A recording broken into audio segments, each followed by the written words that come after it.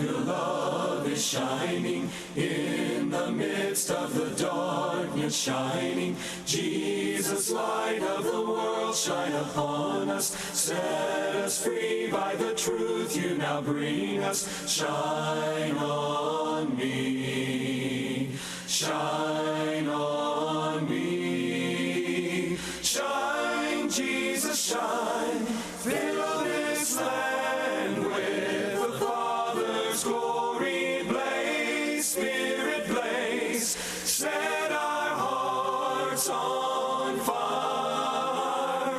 Flow, river, flow. Flood the nations with grace and mercy. Send forth your word, Lord, and let there be light. Good morning and welcome to Let the Bible Speak. My name is Alex Meredith. I'm the minister for the Marquette Church of Christ. I've got with me Robert Curry from the Lapeer Church of Christ. If you were with us last week, you might remember him and I were talking about biblical archaeology together. But for those who weren't, Robert, why don't you tell us just a little bit about yourself? I have been studying the way that archaeology is done for quite some time. I've been able to do a number of classes, take a number of classes, get a lot of hours, grad hours, doctoral hours, and then I was able to be a part of an excavation in Jerusalem, or outside of Jerusalem in 2000. And since then, I have been doing seminars and writing articles and so forth based upon what I've been able to learn. So, as mentioned before, we're going to be talking about biblical archaeology. What I want to do, well, last week we started out the conversation by talking about why biblical archaeology was important in the first place and how it relates to the biblical text and everything else. And we talked about Sennacherib and his siege of Jerusalem, the king of Assyria, the time that he came up against King Hezekiah in Judah.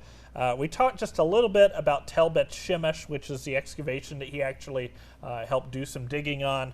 What we're going to do today is I want to spend just a little bit of time on the front end talking about the process of biblical archaeology, what that looks like, and then we're going to talk about two other major archaeological events and discoveries that have been made in recent years.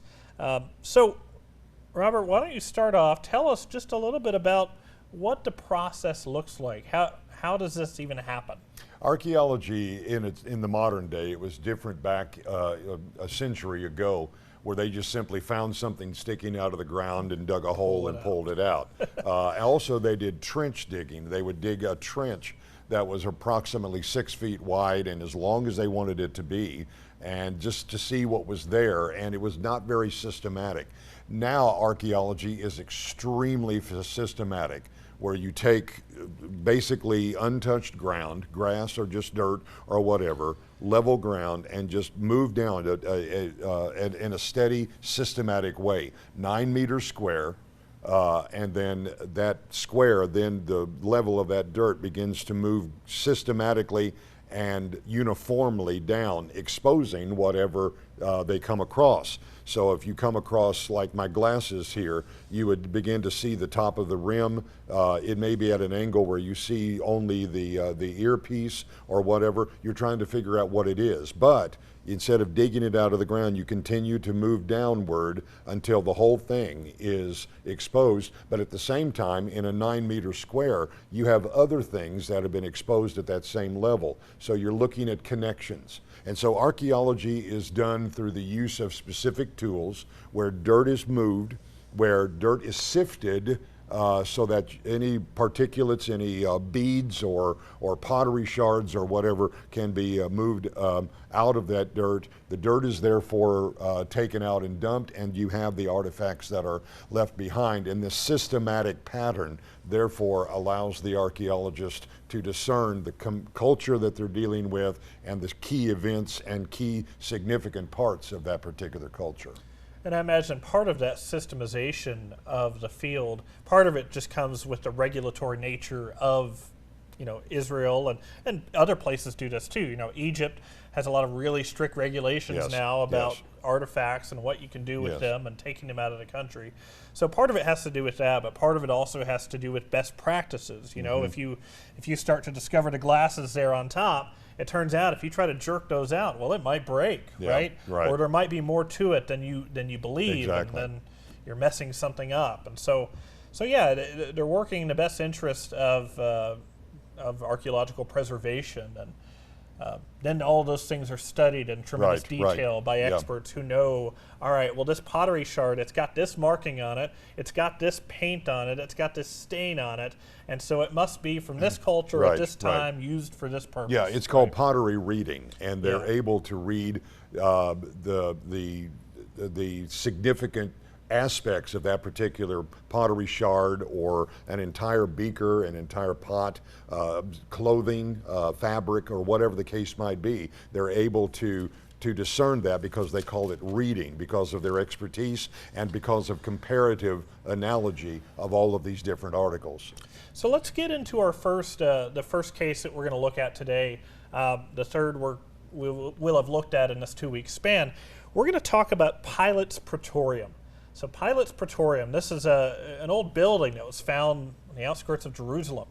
Now, let's start by talking about Pilate himself. So Pilate, he was the prefect. Often that word is translated as something like governor, the governor of Judea at the time. And this was a Roman-controlled region. And he was in charge of that between 26 and 37 AD. This is during the reign of Emperor Tiberius.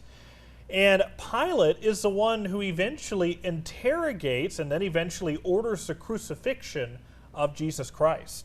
And we have some of that in the biblical account we'll look at here in a second. But let's talk about the Praetorium. So the Praetorium is actually more of a generic term. It doesn't necessarily refer to one specific place. We'll sometimes say the Praetorium, referring to the Praetorium in Jerusalem. But it's a generic term. It used to refer to the commander's tent or the praetor's tent on a site of battle. And this would be the tent where official decisions would be made about battle and strategy and everything else.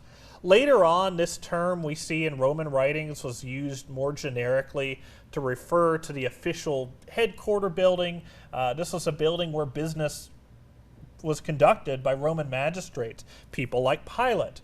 Now, the Praetorium specifically that is referred to as Pilate's Praetorium, the Praetorium outside of Jerusalem, this was actually, it was much bigger than a regular tent. This was a palace. It's referred to as a palace in several different writings. That was constructed by Herod the Great, who, by the way, we're going to see some huge, tremendous irony here. Herod the Great, when he was appointed as king over Judea at the time, he was referred to almost jokingly by the Roman Senate as the quote-unquote king of the Jews, which is exactly why in the beginning of Matthew, you see the Magi coming in and say, "Where is the king of the Jews?" And Herod the Great is perplexed by this. It's like, what are you talking about? I'm the king of the Jews. So it's in this place. This is the place that Herod the Great constructs as his palace in Jerusalem, and there are others scattered in different places. We actually know that there is one at a place that's now referred to as Caesarea Maritima.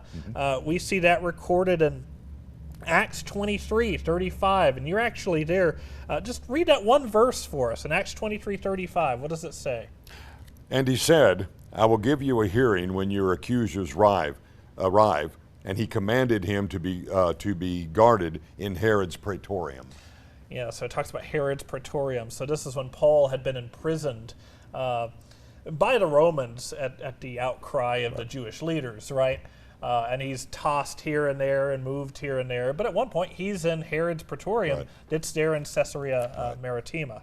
So you have a few of these scattered about, and Pilate's Praetorium is one of these. Now, in Scripture, in the scriptural account, we have the Praetorium referred to with different words, right? And this is really just a matter of different translations taking a different approach in how to describe it. Sometimes it's simply referred to as the Praetorium.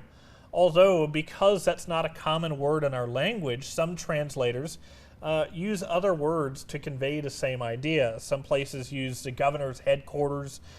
Some places just say the palace.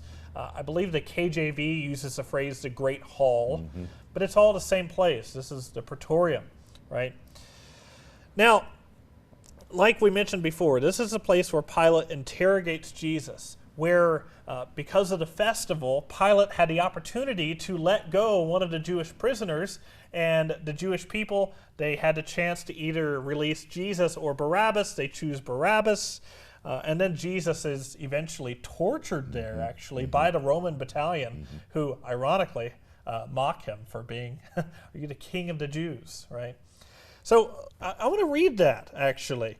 Again, I think it's so important that as we're talking about these things, we look at Scripture and see that connection. So this is from Matthew chapter 27. I'm going to start in verse 11.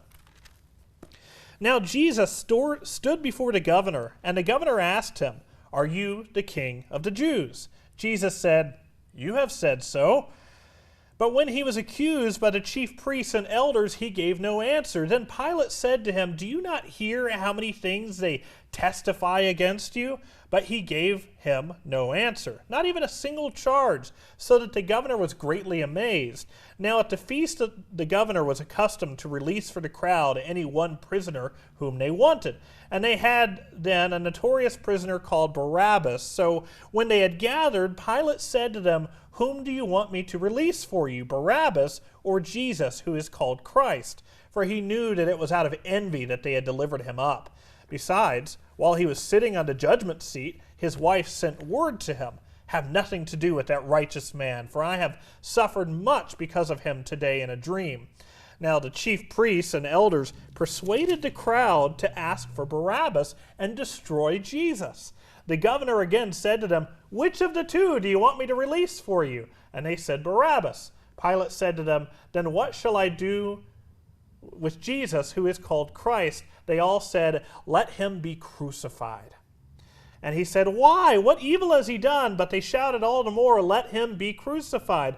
So when Pilate saw that he was gaining nothing, but rather a riot was beginning, he took water and washed his hands before the crowd, saying, "I am innocent of this man's blood. See to it yourselves." And all the people answered, "His blood be on us and on our children." Which that's a prophetic message if there ever was one, isn't it? Then he released for them Barabbas, and having scourged Jesus, delivered him to be crucified. Then the soldiers of the governor took Jesus into and the ESV says, the governor's headquarters, that's the Praetorium, and they gathered the whole battalion before him, and they stripped him and put a scarlet robe on him, and twisting together a crown of thorns, they put it on his head and put a reed on in his right hand, and kneeling before him, they mocked him, saying, "Hail, King of the Jews!" And they spit on him and took the reed and struck him on the head. So, Robert, what have we discovered about the Praetorium? And by the way, this is a rather recent discovery, isn't it? Yes, it is. The primarily, archaeology is intended to find evidence. When evidence is found, they're seeking to identify that evidence properly. Sometimes, as we all know, it takes more discovery, more time, better tools, whatever, to discover maybe we've gotten it slightly wrong, or maybe we're headed in a different direction than what we thought. So is the case with the Praetorium.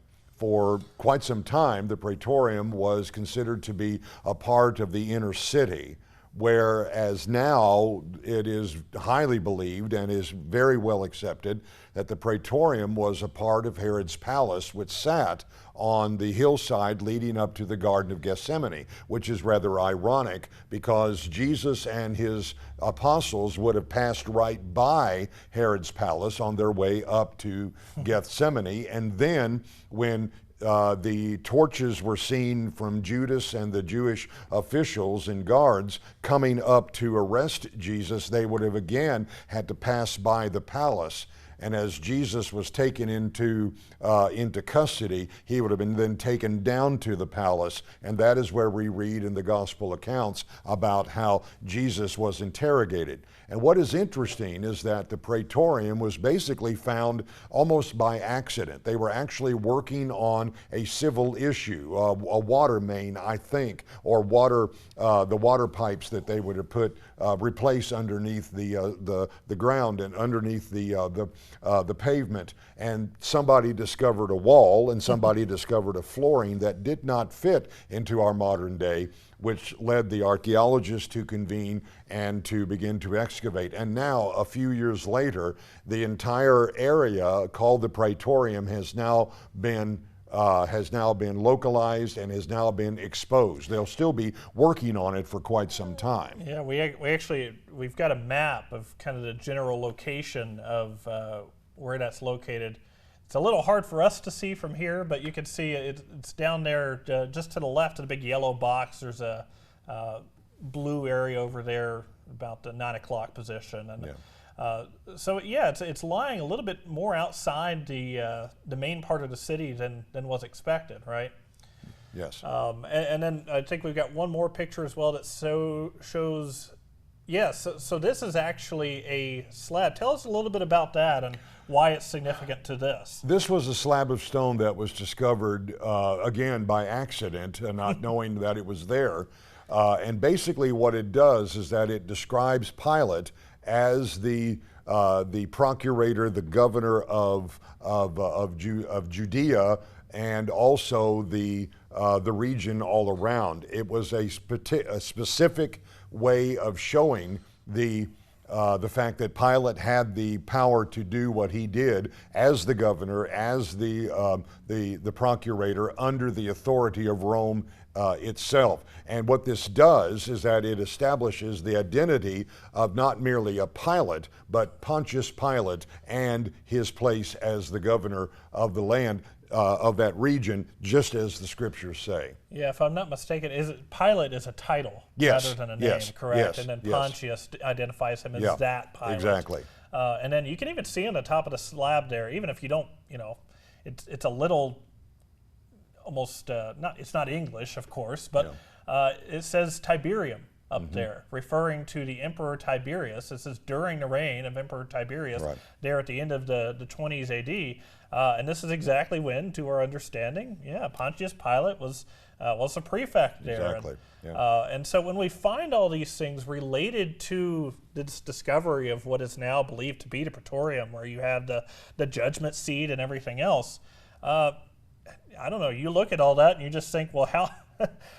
It seems to line up pretty remarkably, doesn't it? Yes, it does. Yes, absolutely, because with all the evidence that is being gleaned, with the location that it's in, the text is now more readily understood. When you see that Peter was standing and warming his hands by the fire, but he was noticed 3 different times. A young girl noticed him. Are you one of the ones that's with the Galilean? No, I don't know him. And then someone who actually knew or was related to Malchus, the soldier that Peter cut the ear off, and then there in Gethsemane, when they sought to arrest Jesus, Peter wanted to protect him, that one of his relatives is standing there with Peter and identifies him. And then later on, we'll see that Peter is at another spot. All of that would make total sense. Because he had just walked by. Because Jesus walked by, and because they're in a place of the location of Herod's palace,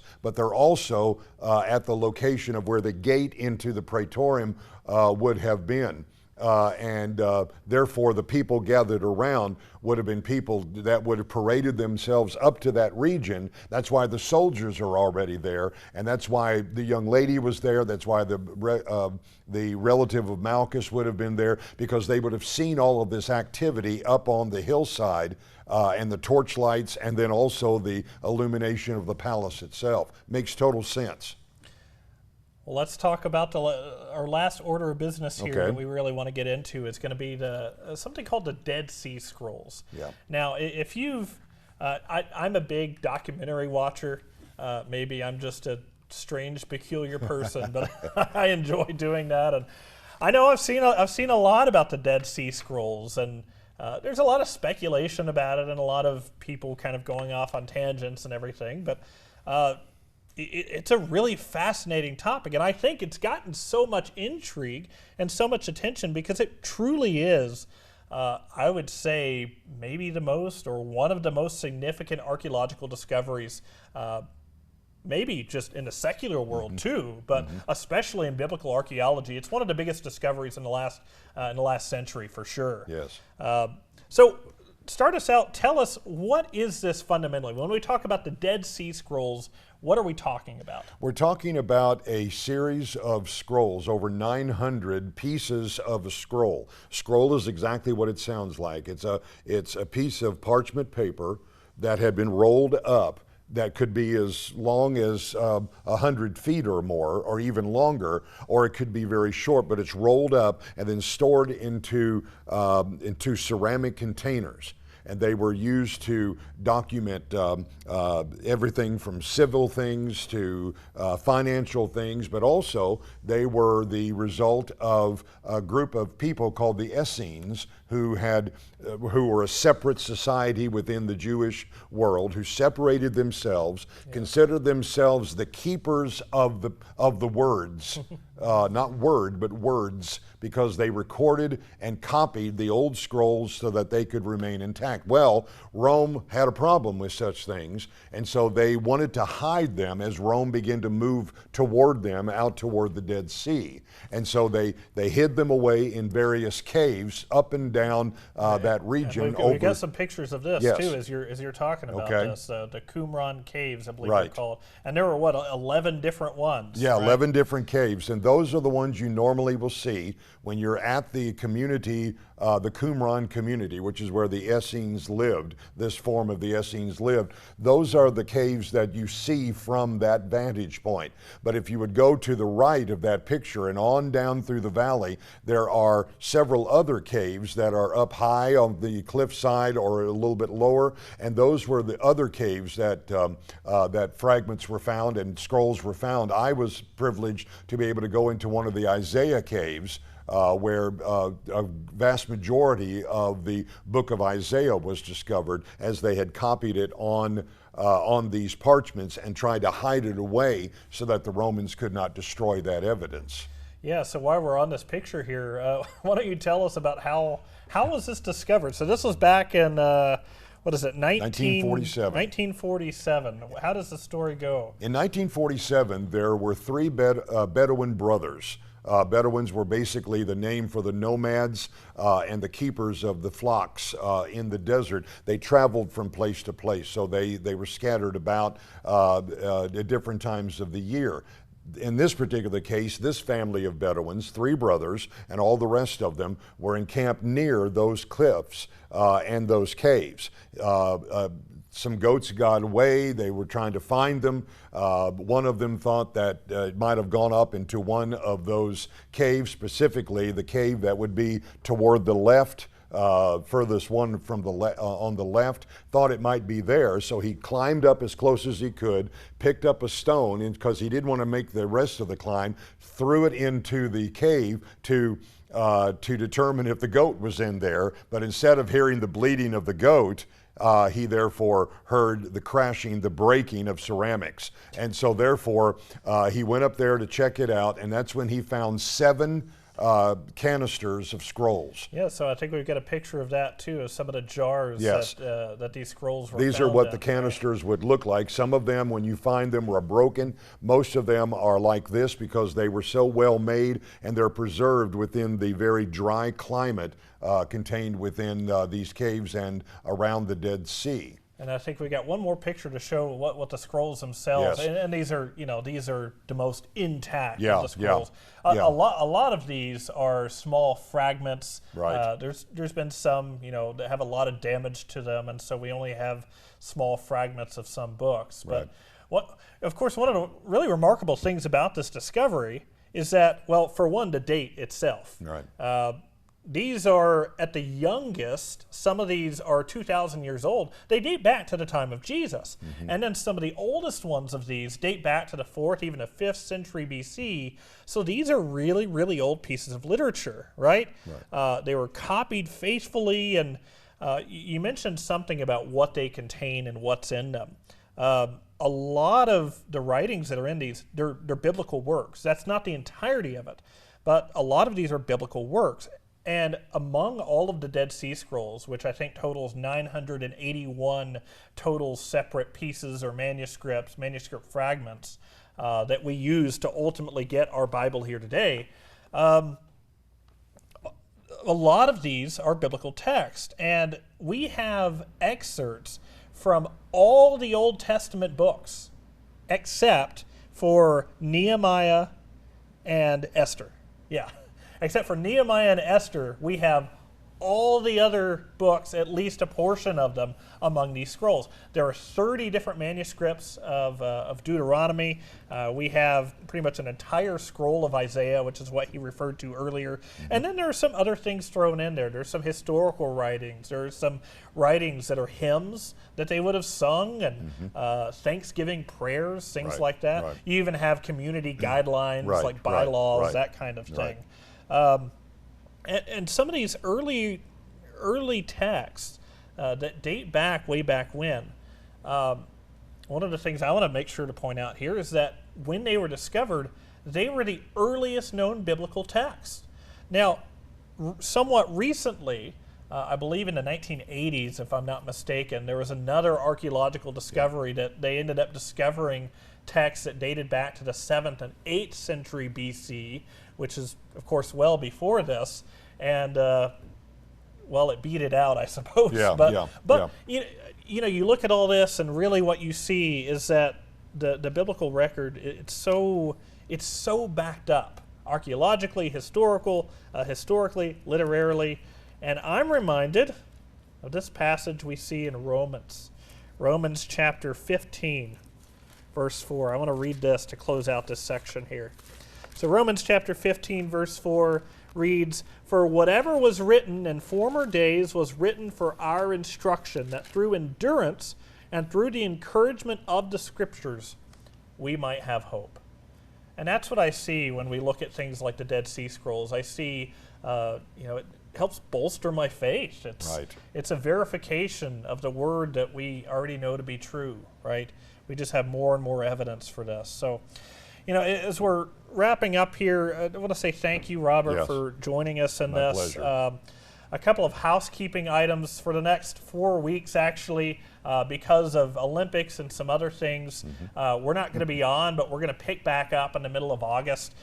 Before we go, I want to share with you a couple of the resources that we have to offer. We have a Bible correspondence course through World Bible School that we offer. If you want to participate in that, or if you need a Bible, we offer those to all of our listeners totally free of charge.